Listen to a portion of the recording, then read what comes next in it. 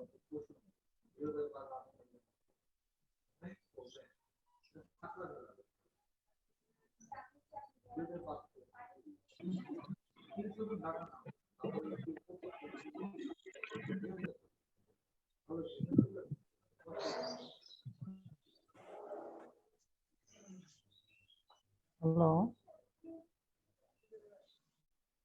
হ্যাঁ ওয়ালাইকুম সালাম।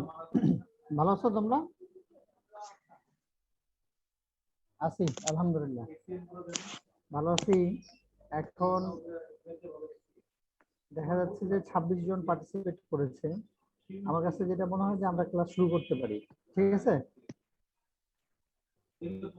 শুরু করবো? আচ্ছা, শুরু করি তাহলে। আমি স্ক্রিন শেয়ার করতেছি।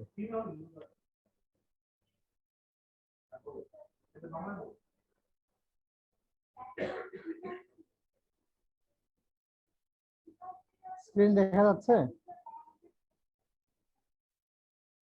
আচ্ছা, আমরা লাস্ট ডেটে কথা পর্যন্ত গেছিলাম।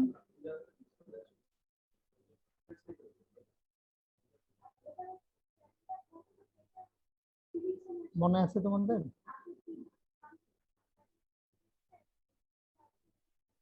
বলো, মেথডোলজিতে ছিলাম, মেথডোলজিটা ডিসকাশন করা হয়। হ্যাঁ লিটারেচার রিভিউ করতে পড়া হয়েছে, মেথডোলজি থেকে শুরু হবে। হ্যাঁ, যাচ্ছি। যাওয়ার আগে আমার মাইন্ডে একটা কোশ্চেন আসলো, আমি তোমাদেরকে একটু জিজ্ঞেস করতে চাই। ঠিক আছে, সেটা হচ্ছে শোনো, তোমরা যদি এরকম চিন্তা ভাবনা করো যে স্যার আপনি তো আমাদেরকে মাঠ দেখাইলেন, তো আমরা যদি আপ টু মেথডোলজি পর্যন্ত করি তাহলে তো পাস করি, তাই না? কারণ আমি বলেছি যে তুমি যদি ভালো মতো করো তাহলে তুমি 100 পাবা। ওকে, আমরা বলেছি যে তোমার যদি প্রথম যে পয়েন্টটা থাকে সেটাতে হচ্ছে 15, তার মানে তোমার ফ্রন্ট পেজ, ইভালুয়েশন পেজ, তারপর হচ্ছে কনসেন্ট ফর্ম, কোশ্চেনিয়ার, এগুলো থাকবে। তারপরে আমরা বলছি কি যে ইন্ট্রোডাকশনে 10, তাই না? তারপরে আমরা বলছি কি লিটারেচার রিভিউতে 15 আর মেথডোলজিতে 20। এই যে 4টা পয়েন্ট যোগ করলে কত হয় জানো? হ্যালো হ্যালো, শুনতে পাচ্ছ? হ্যাঁ, 4টা পয়েন্টকে যোগ করলে কত হয় বলো দেখি? 4টা পয়েন্টকে যোগ করলে হয় হলো 60। কারণ তোমরা বলতে পারো যে স্যার আমাদের তো 50 পাস, তাহলে তো এইটা পর্যন্ত লিখলে আমি পাস। নো, এটা আবার হচ্ছে ভুল। ঠিক আছে, বুঝা গেল? জি স্যার। প্রেজেন্টেশনের অবশ্যই তোমাকে ডাটা কালেকশন করে এর ইন্টারপ্রিটেশন থাকতে হবে। বুঝা গেল? জি স্যার। এবং একটা কিন্তু আরেকটা, হ্যাঁ কি বলছো? আচ্ছা, তো একটা কিন্তু আরেকটার সাথে হচ্ছে তোমার ইন্টার রিলেটেড। আচ্ছা, এবার আমরা আসি মেথডোলজিতে। মেথডোলজিতে কি বলছে যে is followed method accurate, accurate হতে হবে, লেজিবল হতে হবে এবং কম্প্রিহেন্সিভ হতে হবে। এটা একটা। তারপরে বলছে যে sampling technique was accurate and support the study methodology, এটাও থাকতে হবে। তার পরেরটার ব্যাখ্যা আমি গতদিন দিয়েছিলাম, আই রিপিট এগেইন। সেটা হচ্ছে যে accounts sample size estimation for individual study and given justification on the number of existing subject।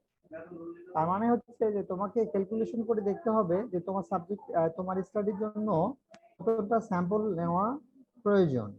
আরেকটা হচ্ছে তুমি কত এক্সিস্টিং সাবজেক্ট বলতে বোঝাচ্ছে যে তুমি কতটা স্যাম্পল নিয়েছো। এই দুইটারই ডেসক্রিপশন থাকা লাগবে তোমার এই মেথডোলজি পাবে। বুঝা গেল? বুঝতে পারছো? আচ্ছা, আমি বলেছি তোমার স্টাডিতে দেখবা তোমাদের যে ডিজার্টেশন গুলো তোমরা ডাউনলোড করেছো আগের ব্যাচে, ওখানে দেখবা যে স্যাম্পল সাইজ ক্যালকুলেশন বলে একটা পার্ট আছে। তার মানে ক্যালকুলেশন করে দেখা গেল যে তোমাকে প্রায় অ্যাবাউট 400 স্যাম্পল নেওয়ার জন্য বলেছে, but you have taken only 150 sample. So এখানে হচ্ছে 400 যে স্যাম্পলের কথা বলেছে সেটা হচ্ছে এস্টিমেশন, বুঝা গেল? আর তুমি যেটা নিলা সেটা হচ্ছে এক্সিস্টিং সাবজেক্ট। এখন দুইটারই ব্যাখ্যা তোমার রিসার্চ প্রজেক্টে দিতে হবে, আমি সেটাই বলেছি, বুঝতে পেরেছো? আচ্ছা, তাহলে আমরা মুভ ফরওয়ার্ড করি। নেক্সটে বলছে কি দেখো, described about how got permission to collect the research। তার মানে তুমি রিসার্চের কন্ডাক্ট করার জন্য পারমিশন কিভাবে পেলা। ইনফর্ম কনসেন্ট, এটা একটা খুব গুরুত্বপূর্ণ, লাস্ট ডেতে আমি বলেছি, এটা ব্যাখ্যা থাকবে এখানে। তারপরে permission for data collection and others, এগুলা সব এখানেই থাকবে।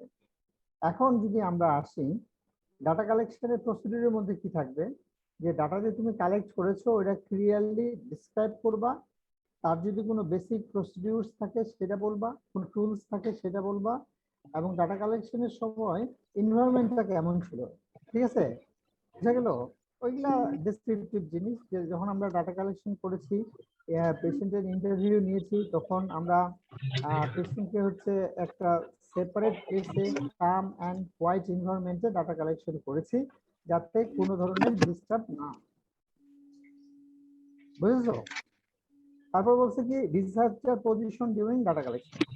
ডাটা কালেকশনের সময় তোমাকে বলতে হবে যে when we collected data, that time we didn't interrupt any question answer to the patient. I repeat again, আমি বলেছি যে যখন আমরা ডাটা কালেকশন করব তখন এজ এ ডাটা কালেক্টর হিসেবে বা রিসার্চার হিসেবে আমার পজিশনটাও আমি ক্লিয়ারলি মেনশন করব। আমি বলবো যে আমি পেশেন্টের যখন রেসপন্স করেছে তখন পেশেন্টকে তার কোনো ধরনের ইন্টারাপশন করি নাই, এক্সেপ্ট কি যদি পেশেন্ট কোনো কোশ্চিন না বুঝতে পারে ওই কোশ্চিনটার জন্য খাতাটা কই? ইন্টারপ্রিটেশন। হ্যাঁ, কালকে ছিল যে টেবিলে। হ্যালো হ্যালো, শোনা যাচ্ছে? জি স্যার, মনে হয় এ পর্যন্ত মিস্টেকলি করেনি। শোনা গেলে বুঝাও গেছে না বুঝতে পারো নাই? বুঝছি স্যার। জি জি স্যার, বোঝা গেছে। ওকে, তারপরে যেটা আছে সেটা হচ্ছে statistical analysis of data by using software, যেমন সাধারণত স্টুডেন্টরা এসপিএসএস ইউজ করে, যদি তুমি করে থাকো তাহলে লিখলে এসপিএসএস। এসপিএসএস এর পুরো মিনিংসটা হচ্ছে statistical package for the social sciences, statistical package for the social sciences. তারপরে কি বলছে, ethical concern should be maintain, follow the guideline IRB. IRB মানে হচ্ছে ইনস্টিটিউশনাল রিভিউ বোর্ড, আমাদের আইআরবি আছে, এখান থেকে তোমরা হচ্ছে কি নিবা, ইথিক্যাল ক্লিয়ারেন্স নিবা। অ্যান্ড ডাব্লিউএইচও, ডাব্লিউএইচওর যে গাইডলাইন আছে এই গাইডলাইন গুলো তোমরা ইন্টারনেটে পাবা, দেখতে পারো। আরেকটা জিনিস বলেছে কি, যে guideline followed as BMRC. BMRC হচ্ছে বাংলাদেশ মেডিকেল রিসার্চ কাউন্সিল। এই যে পয়েন্টগুলো আমরা বললাম, এতক্ষণ আলোচনা করলাম, এই সব পয়েন্টগুলো থাকবে হচ্ছে মেথোডোলজিতে। যদি তুমি ক্লিয়ারলি ডিসক্রাইব করতে পারো এবং এইটার যদি সততা পাওয়া যায়, then you will get 20 marks. Okay? জি স্যার। হ্যাঁ, এই পর্যন্ত কোনো কোশ্চেন থাকলে জিজ্ঞেস করো। আছে? Do you have any question? Sir, sir বলেন। স্যার স্যাম্পল সাইজ বলতে বুঝলাম আমরা হচ্ছে গিয়ে রিসার্চের জন্য যে কয়টা যে পরিমাণ স্যাম্পল নিব সেটা হচ্ছে স্যাম্পল সাইজ, 400 হতে পারে, 500 হতে পারে। Sir existing subjects, number of existing subjects এটা বুঝি নাই। তুমি প্রথমে যে অ্যানসারটা দিয়েছো সেটাই হচ্ছে এক্সিস্টিং সাবজেক্ট, সেটা বুঝছো? তার মানে তুমি উত্তরটা দিয়েছো ভুল। জি স্যার, তাহলে আমি মানে ওই কথাটা না হ্যাঁ, মিক্স এবার করে তোমাকে ফেলছি, বলতে হবে তাহলে হোয়াট ইজ এস্টিমেশন। এস্টিমেশনটা হচ্ছে you have to do a calculation, calculation করে যেটা আসবে সেটাই হচ্ছে এস্টিমেশন। এখন কি বোঝা গেছে?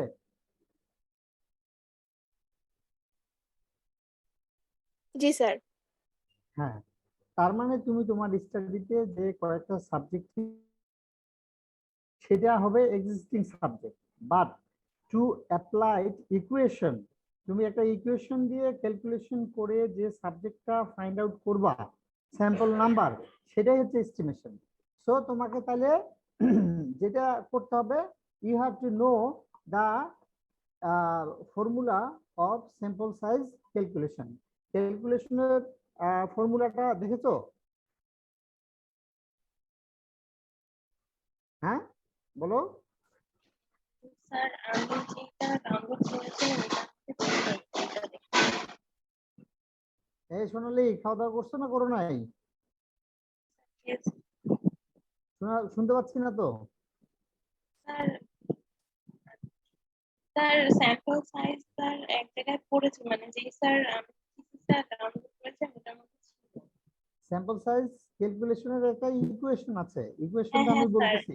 n হ্যাঁ, equal n equal to Z square P Q by D square, এই ইকুয়েশনের মাধ্যমে তোমাকে স্যাম্পল সাইজ ক্যালকুলেশন করতে হবে, তাহলেই সেটা হবে হচ্ছে estimate sample size.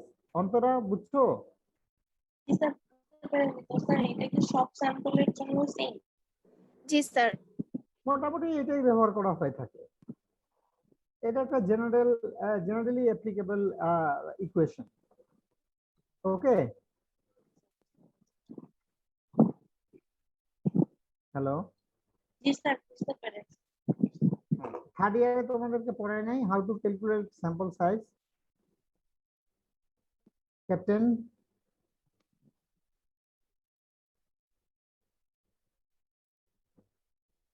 Sir third ইয়ারে স্যার আমাদের স্যাম্পলিং এর যে টাইপ গুলো, তোমার কথা আমি শুনতে পাচ্ছি না, স্যার একটু আমি জোরে আবার বলো। আবার জয়েন করছি স্যার। আচ্ছা, ঠিক আছে, তাহলে আমরা ক্যারি অন করি। আর কোনো কোশ্চেন আছে তোমাদের? বলো। স্যার জি স্যার স্যার। স্যাম্পলিং টেকনিক যেটা হচ্ছে মেথোডোলজিকে সাপোর্ট করবে, এই জিনিসটা হ্যাঁ, বুঝিনি। স্যাম্পলিং টেকনিক গুলো কি কি এবং সেটা কিভাবে মেথোডোলজিকে সাপোর্ট করে? আরে খোদা, এ বাবু তোমার নামটা কি? স্যার বাবু শাহানা। শাহানা, শুনো, তুমি তো আবার চৌধুরী লাগাইছো, খুব খানদানি বংশ তোমার, আলহামদুলিল্লাহ ভালো। এখন শাহানা, জি স্যার। হ্যালো, হ্যাঁ, তোমরা কি স্যাম্পলিং এর টাইপ করো নাই? স্যাম্পলিং এর টাইপ হচ্ছে কয় ধরনের? দুই ধরনের, একটা হচ্ছে প্রবাবিলিটি স্যাম্পলিং, আর একটা হচ্ছে কি নন প্রবাবিলিটি স্যাম্পলিং। হ্যালো, এগুলা কি পড়েছো? জি স্যার, জি এগুলো স্যার পড়েছি। হ্যাঁ, তো এগুলো এগুলাই তো, পড়েছি। হ্যাঁ, তো এগুলা পড়ে থাকলে এগুলার আবার সাব ক্লাসিফিকেশন আছে না? যদি প্রবাবিলিটি স্যাম্পলিং এর আরেকটা নাম কি বলো তো Shahana? Random random sampling, right এবার। সো এই যে র্যান্ডম স্যাম্পলিং, এটার মধ্যে আবার হচ্ছে সাব ক্লাস আছে, একটা হচ্ছে কি simple random sampling, systematic random sampling. এখন তুমি মনে করো বলতেছো যে আমি একটা স্টাডি করব যেটাতে হচ্ছে র্যান্ডমাইজেশন থাকবে, তার মানে এটাতে র্যান্ডম স্যাম্পলিং এ যাইতে হবে, বুঝতেছো? তুমি এখন মেথোডোলজিতে লিখতেছো যে আমি ডাটাটা কালেক্ট করব হচ্ছে পারপাসিভলি, তাহলে এটা কি হবে? নন প্রবাবিলিটি স্যাম্পলিং এ যাবে, সেই কথাটাই বলা হয়েছে, বুঝেছো? জি স্যার। হ্যাঁ, thank you for your question. আর কারো কোশ্চেন আছে?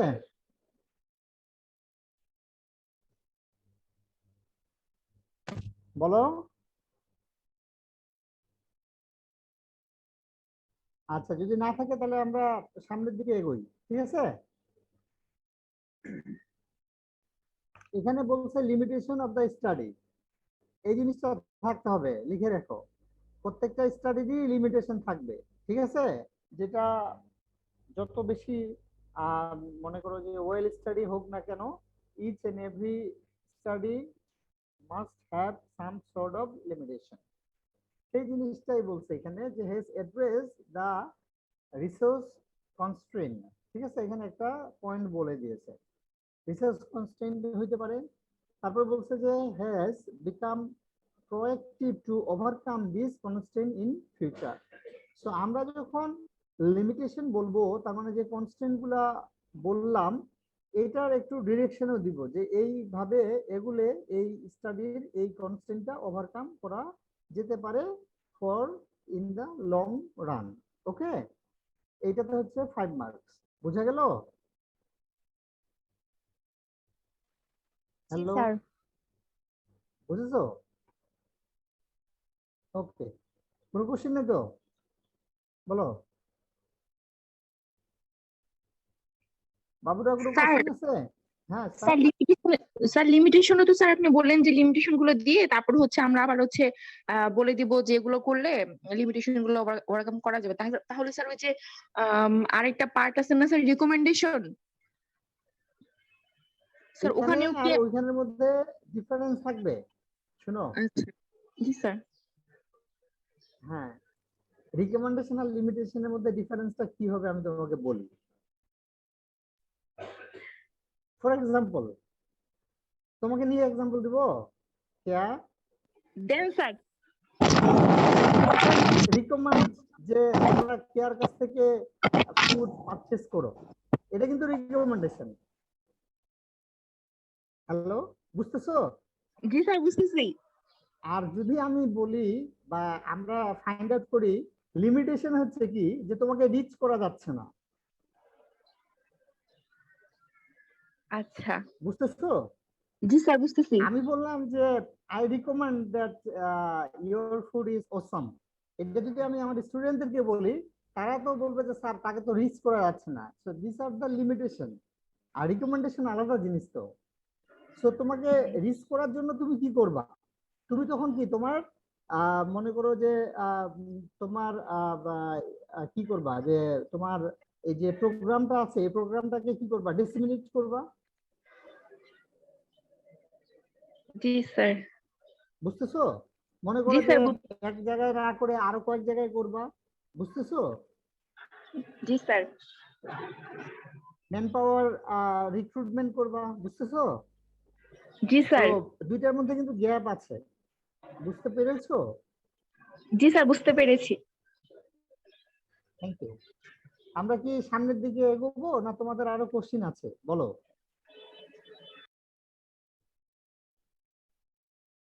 কারো যদি কোনো কোশ্চিন থাকে প্লিজ।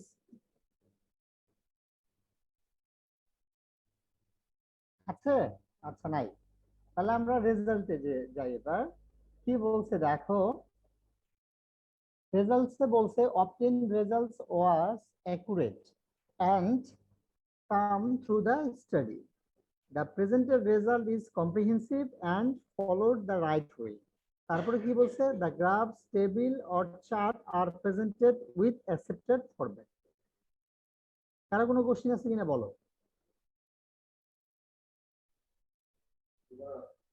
আছে?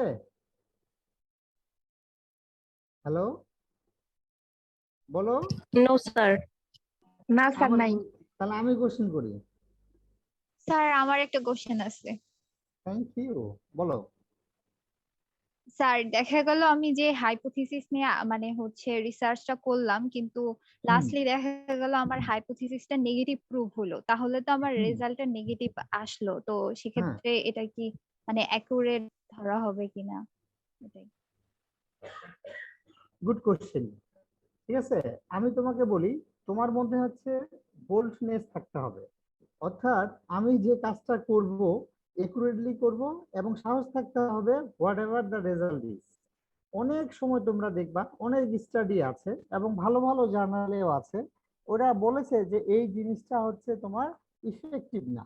তার মানে কি, ওই স্টুডেন্টটা পাবলিশ হয় নাই, ওই স্টুডেন্টটার উপরে কি কেউ গ্রাজুয়েশন কমপ্লিট করে নাই, করেছে। So you have to be honest, and তোমার মধ্যে সাহস থাকতে হবে যে whatever the result or outcome is, I will present this truly. Clear? জি স্যার, বুঝতে পারছি। আচ্ছা, তারপর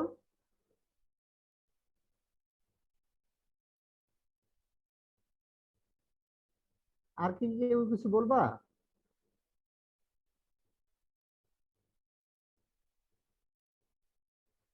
আচ্ছা, আমি এতক্ষণ ক্লাস কন্টিনিউ করাতে শুধু ফিমেল স্টুডেন্টই কথা বলছে, ছেলেরা তো আমাকে লজ্জায় ফেলাই দিলা।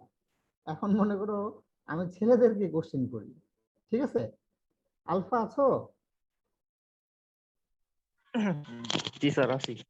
আচ্ছা আলফা, আমি যদি বলি যে আমি এই সেন্টেন্সটা বুঝিনি, the graphs table or charts are presented with accepted format, তুমি আমাকে কিভাবে বুঝাবা? স্যার যে রেজাল্টটা আসবে সেটা হচ্ছে যে সেটাকে আমরা যে গ্রাফ আকারে বা রেজাল্ট আকারে যে গ্রাফ আকারে বা টেবিল আকারে করব, প্রেজেন্ট করব, সেগুলো যেন অ্যাকুরেট হয়। আসলে রেজাল্ট তো তুমি যেটা প্রেজেন্ট করবা সেটা একুরেটই হবে। তো দুইটার মধ্যে যেন সামঞ্জস্য থাকে, গ্রাফ এবং টেবিলের মধ্যে। না, আর কিছু বলবা? দেখি আবু সুফিয়ান আছো?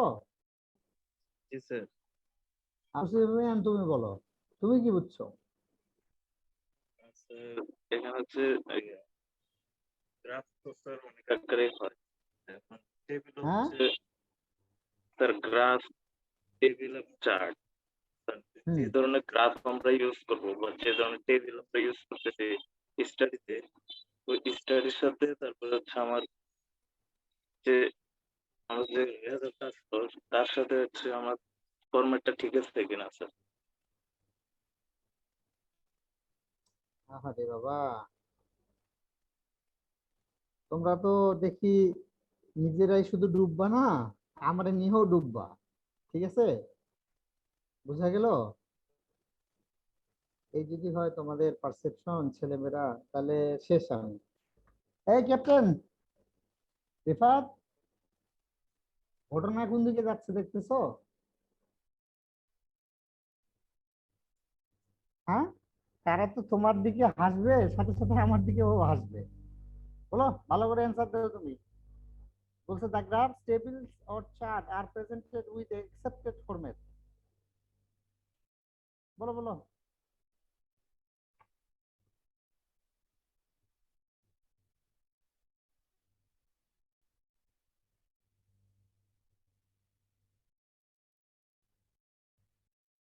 বলো।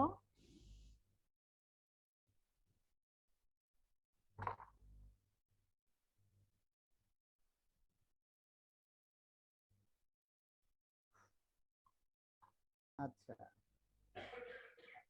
শোনো, মনে করো তোমার একটা ভেরিয়েবল আছে, এই ভেরিয়েবলে ডাটা কালেকশন হলো মনে করো প্রায় আরো 7টা প্লাস 8টা হচ্ছে তোমার সাব ভেরিয়েবল। বুঝতেছো না হয়তো, বা তোমাকে বুঝাই দিচ্ছি। মনে করো তুমি বললা যে আপনার শিক্ষাগত যোগ্যতা কতটুকু, দিস ইজ দ্য ভেরিয়েবল। এখন তুমি বললাম যে সাব ভেরিয়েবল গুলা কি কি হবে, বলবে যে ইলিটারেট, কেউ বলবে মানে যার অক্ষর জ্ঞান নাই, মানে সে লিখতেও জানে না পড়তেও জানে না।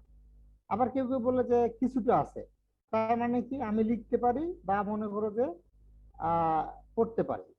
লিখতে পারি কিছু কিছু মানুষ দেখছো, তাকে যদি তুমি জিজ্ঞাসা করো যে আপনি বর্ণমালাগুলা বলেন তো, সে কিন্তু পড়তেই পারে না, ঠিক আছে?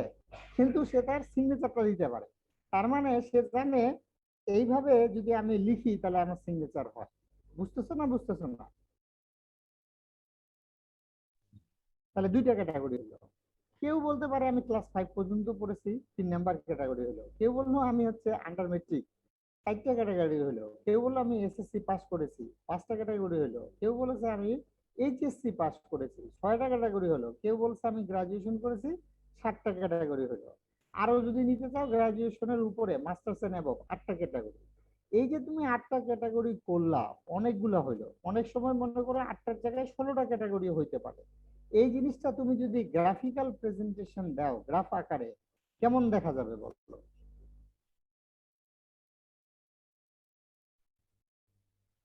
বলো।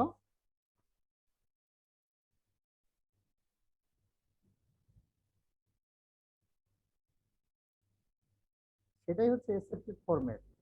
কারণ তুমি যখন মনে করো একটা গ্রাফে হচ্ছে কি থাকে, পাই পাই গ্রাফে হচ্ছে তোমার কত থাকে, 360 ডিগ্রি, তাই না? তোমার যদি মনে করো এরকম ডাবল হয়ে যায়, 16টা ক্যাটাগরি হয়, তার মানে এটা হিজিবিজি হয়ে যাবে না? কারণ 16টা তো আর তোমার সেম ওর্থ ক্যারি করবে না। আমার কথাটা বুঝতেছো? মনে করো যে ইলিটারেট ক্যারি করলো একটা পার্সেন্টেজ, বুঝতেছো না? 16টার জন্য বিভিন্ন রকম হবে। এমনও আছে যে মনে করো যে তোমার যে সাবজেক্ট নিয়েছো সেই সাবজেক্টে তোমার মোস্ট অফ দ্য পিপল হলো ইলিটারেট। তার মানে হচ্ছে এডুকেশনের উপরের দিকে গেলে, মেট্রিকের পরে ইন্টারমিডিয়েটে গেলে আর হচ্ছে অনার্সে গেলে মাস্টার্সে গেলে তুমি দেখবা যে 1-2% পাবা। তাহলে তখন এই 1-2% যদি তুমি গ্রাফে খুঁজতে চাও, তাহলে তোমাকে কি ব্যবহার করতে হবে? মাইক্রোস্কোপ ব্যবহার করতে হবে। বুঝতেছো? তার মানে ছেলেরা, তোমরা যখন একটা ডিসার্টেশন করবা, যদি এরকম ঘটনা ঘটে, তার তার সাথে সাথে তোমাকে একটা কমপ্লিমেন্ট দিতে হবে। যারা রিডার, কি দিতে হবে বলো? হ্যাঁ, কমপ্লিমেন্ট দিতে হবে। কি সেটা? ওই যে লেখা বড় করে দেখে, ওটাকে কি বলে? ম্যাগনিফাইং। হ্যাঁ, ম্যাগনিফাইং গ্লাস দিতে হবে। কেয়া জি স্যার। দিয়ে দিও তাহলে। বুঝছো? এটাই হচ্ছে অ্যাকসেপ্টেড ফরম্যাট। তার মানে তুমি তোমার রিডারের জন্য ক্লিয়ারলি প্রেজেন্টেশন করলা। অনেক সময় রেজাল্ট আমি দেখেছি যে পড়াই যায় না। যে জিনিস তুমি পড়তে পারো না, সেই জিনিস তুমি কি আরেকজনকে পড়তে দিবা? কখনোই না, তাই না? আগে তোমার কাছে জিনিসটা রিডেবল হইতে হবে, তারপরে না আরেকজনকে দিবা যে নেন পড়েন। এই জন্য এই জিনিসগুলাই বলছে যে এটা অ্যাকসেপ্টেড ফরম্যাটে হইতে হবে, যাতে বোঝা যায়। হ্যাঁ, ডেফিনেটলি যদি এরকম হয় সেগমেন্ট একটা দুইটা, যেমন সেক্স, যদি আমরা বলি যে আপনি মেল না ফিমেল, তাহলে এটা তুমি গ্রাফে দিতে পারো। ঠিক আছে, বুঝা গেল? এটা যতই মনে করো যে তোমার কম বেশি হোক, সমস্যা হবে না। বুঝা যাচ্ছে? জি স্যার। আচ্ছা, ওকে স্যার, এবার তাহলে আমরা একটু সামনের দিকে এগোই। Discussion, interpretation of result reflect hypothetical view as compare the finding with other studies। তার মানে আমরা যখন রেজাল্টটাকে রিপ্রেজেন্ট করতে যাব, তখন আমাদেরকে, এটা হচ্ছে হাইপোথেটিক্যাল ভিউ বলতে বোঝায় তোমার ডিসার্টেশনের মধ্যে অনেকগুলা কম্পোনেন্ট থাকতে পারে। ঠিক আছে, যে মেইন মেইন কম্পোনেন্ট গুলো থাকবে সেগুলো হচ্ছে হাইপোথেটিক্যাল ভিউ এ প্রেজেন্ট করবা। যেমন নাম ভুলে গেলাম, একজন কোশ্চেন করছিল এই ব্যাপারটা নিয়ে। তার ক্ষেত্রে আমি যেটা বলি, যেমন যদি হাইপোথেটিক্যাল ভিউ এরকম হইতে পারে, দেখা গেল ও যার যে কোশ্চেন করেছিল সে কোশ্চেনটা করেছিল এরকম যে স্যার আমার যদি হাইপোথেসিস রিজেক্টেড হয়ে যায়, আমার স্টাডি যদি মনে করেন যে অ্যাকসেপ্টেবল না হয়, তাহলে কি হবে? তার কথাই মনে পড়লো এখন। তো এইটার ক্ষেত্রে যেটা হবে, দেখা গেল কি তোমার হাইপোথেসিস যদি তুমি সাব কম্পোনেন্টে যাও, দেখা গেল যে তুমি দেখেছো পেইন নে কি অবস্থা, যে তুমি সেগমেন্টটা দিলা, দেখা গেল যে পেইনে এটা ইমপ্রুভ করে নাই। বা তুমি দেখলা যে আরেকটা কম্পোনেন্ট, যে মনে করো যে মাসেলের স্পাস্টিসিটিতে এটা কাজ করেছে। তার মানে এখানে কিন্তু দুই ধরনের ইয়ে আসলো ডেসক্রিপশন, একটা হচ্ছে অ্যাকসেপ্টেড আর একটা হচ্ছে রিজেক্টেড। সো রেজাল্ট সেকশনে তোমাকে ইন্ডিভিজুয়ালি ইন্টারপ্রিট করতে হবে। বুঝা গেল?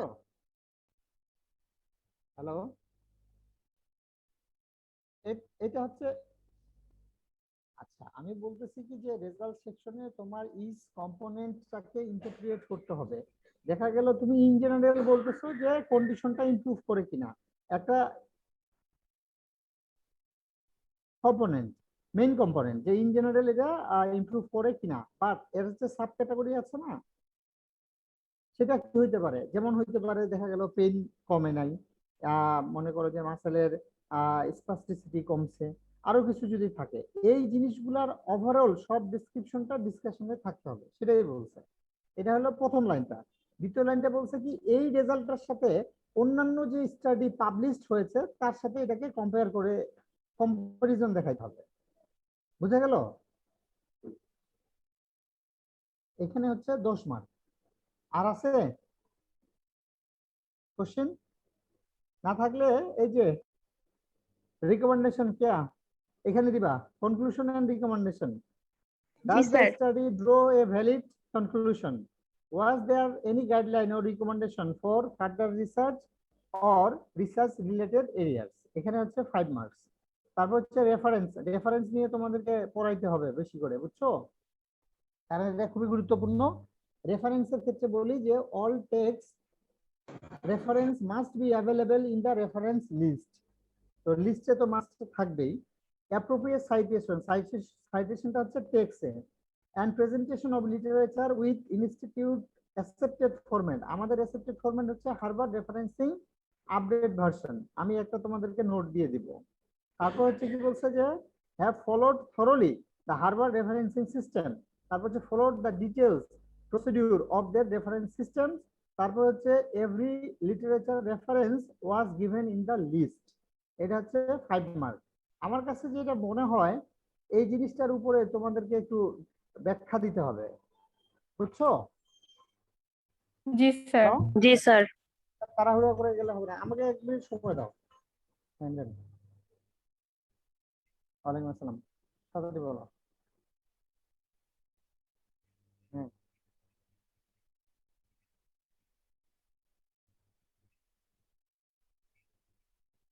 আচ্ছা তুমি এটা লিখো, সমস্যা নেই। ওকে, আচ্ছা। হ্যাঁ স্টুডেন্ট, আমার কাছে মনে হয় আজকে এই পর্যন্তই থাক। এবং এই রিফাত, এইটা একটু ডিসকাশন করতে হবে। নেক্সট ক্লাস কবে? ও সোমবার। আচ্ছা শুনো, তোমাদের পার্সেন্টেজ দেই। আর আমি বলে রাখি, এটা আমার প্রেডিকশন, আগামী সোমবারে যদি আমি না থাকি তাহলে কিন্তু তোমার আগামী কবে, আজকে বুধবারে ক্লাস হবে, বুঝছো? প্রেডিকশনটা এই জন্য, এখন কন্ডিশন তো আর মনে করো চেঞ্জ হচ্ছে না, আর হবেও না। এখন এই কন্ডিশনে ইউনিভার্সিটি যাওয়ার নিয়ত করতেছি সোমবারে। তোমরা দোয়া করো যাতে বাইচে থাকি। না, রোল নাম্বার 1। Present please. আর যদি বেঁচে থাকি তাহলে তো continue হবে, কিন্তু কথা হচ্ছে যাইতে হবে, বুঝছো? এই জন্য যদি আমি জানাবো তোমাকে, আমি এখন নিয়ত করছি যে সোমবারে যাব, ঠিক আছে? স্যার আসবে তো, স্যারের সাথে কালকে এগুলো নিয়ে আলোচনা করবো। Roll number 2। Present sir. 3, present please. 4, 5, present please. 6 তো আসো, 7, প্রেজেন্ট স্যার। 8। তারপরে এই সুফিয়ান আছো? জি স্যার, 9, প্রেজেন্ট স্যার। 9 আছো? Yes 10 sir. মিম স্যার আছো? এই আছে। জি স্যার মিম? আছি। Present sir. তারপরে 11, 11, প্রেজেন্ট স্যার। 12, present sir. 13, 13 আছো? নাই। 14। Present sir. নাদিয়া আজকে কথা বললাম না যে, স্যার টায়ার্ড আজকে মনে তো হচ্ছে নাকি? কোশ্চেন করা হয়। স্যার আজকে তো কোশ্চেন হ্যাঁ? করেন নাই বেশি। স্যার আজকে তো বেশি কোশ্চেন করা হয়। তোমাকে কোশ্চেন করি নাই, কিন্তু সবাইকে তো কোশ্চেন করছি। Roll number 15, 59, 16, Yes, sir. 17, present sir. 18, yes sir. 19, Present, sir. 20, present sir. 21, present sir. 22, present sir. 23, yes sir. 24, yes sir. হ্যাঁ আছো, 25, নাই, 26, প্রেজেন্ট স্যার। 27, yes sir. 28, 28, নাই, 29, Present, sir. 30, Yes, 30, কত? Sir. হ্যাঁ 30, No, sir. 28. 30 আছো? 31, present sir. 32, present sir 33 বলো 33 34 present sir 35 Simon 36 Yes, sir. 37 present sir yes sir কোনটা কে yes বললো স্যার আসি রোল কত এই এখন তো ছেলেদের নাম তুমি রোল কত বলো স্যার ওর রোল 35 স্যার প্রেজেন্ট 36 আচ্ছা Present. 38 প্রেজেন্ট স্যার 35 প্রেজেন্ট দিয়েছি বাবা দেখো একটু 38 present sir 39 Himel present sir জি স্যার প্রেজেন্ট হ্যাঁ 40 49 স্যার 40 ফার্স্টের দিকে 41 ছিল sir 41 present sir 42 present sir 43 present sir 44 present sir আর আলফা তো আছেই okay thank you so much sir ভালো থাকি yes sir sir sir roll 15 present ও মানে মাইক অন করছে বাট মানে বললে কথা শোনা যাচ্ছে না মালিহা জি স্যার মালিহা স্যার দিয়েছি আর স্যার রোল 30 প্রেজেন্ট বুঝি নাই স্যার রোল 30 প্রেজেন্ট তোর নাম কি তামান্না আচ্ছা আর কিছু আছে? 30 হ্যাঁ দিছি